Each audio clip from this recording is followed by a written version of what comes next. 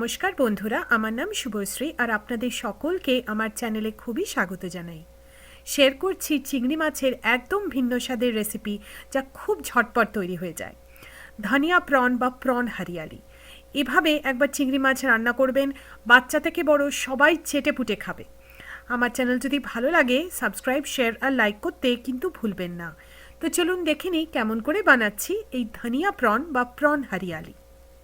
এখানে আমি নিয়ে নিয়েছি 450 গ্রাম চিংড়ি মাছ। চিংড়ি মাছগুলোকে আমি ভালো করে পরিষ্কার করে ধুয়ে নিয়েছি। প্রথমে চিংড়ি মাছগুলোকে একটু ম্যারিনেট করে নিচ্ছি।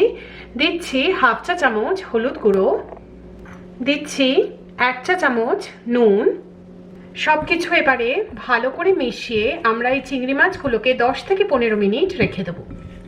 এবারে আমরা চিংড়ি মাছগুলোকে ভেজে নেব। দিয়ে দিচ্ছি 2 টেবিল চামচ সর্ষের তেল। তেলটাকে ভালো করে গরম করে নেব। তেলটা গরম হয়ে গেছে, এর মধ্যে এবারে আমরা ম্যারিনেট করা চিংড়ি মাছগুলোকে সব দিয়ে দেবো।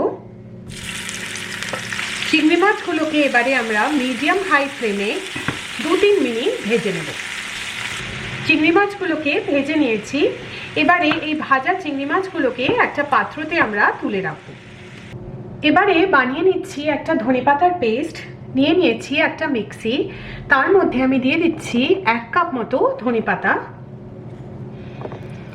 1 ইঞ্চ আদা আমি রাফলি চপ করে নিয়েছি, দিচ্ছি 7-8টা রসুনের কোয়া, আর তার সাথে আমি দিচ্ছি 3টে কাঁচা লঙ্কা।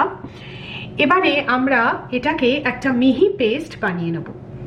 চিংড়ি মাছ ভাজার পর আমাদের কিছু তেল বাকি রয়ে গেছে, তার সাথে আমি আরও দিয়ে দিচ্ছি 2 টেবিল চামচ সর্ষের তেল। তেলটাকে ভালো করে গরম করে নেব। তেলটা গরম হয়ে গেছে, দিয়ে দিচ্ছি 1 চা চামচ গোটা জিরে। এই গোটা জিরে ফোড়নটাকে 20-30 সেকেন্ড একটু ভেজে নেব। দিয়ে দিচ্ছি 2টো মাঝারি সাইজের পেঁয়াজ, এটা টোটাল 260 গ্রাম। পেঁয়াজটাকে আমি লম্বা লম্বা করে কেটে নিয়েছি। পেঁয়াজগুলোকে দিয়ে দিলাম। এবারে পেঁয়াজগুলোকে আমরা লালচে করে ভেজে নেব। পেঁয়াজটাকে লালচে করে ভেজে নিয়েছি। এর মধ্যে এবারে দিয়ে দিচ্ছি ধনেপাতার পেস্ট, যেটা আমরা আগে বানিয়ে নিয়েছিলাম, সেটা পুরোটা দিয়ে দিচ্ছি।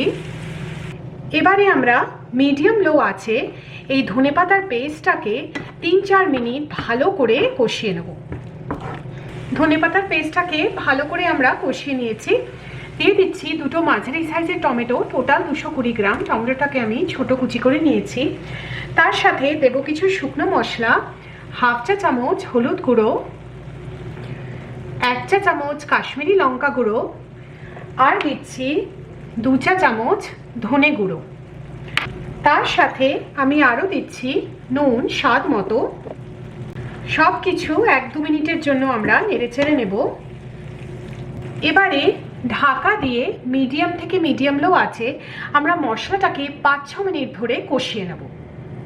মশলাটা ভালো করে কষানো হয়ে গেছে, দেখছেন তেলটা ওপর অব্দি এসে গেছে। এর মধ্যে এবারে আমরা ভেজে নেওয়া চিংড়ি মাছগুলোকে সব দিয়ে দেবো।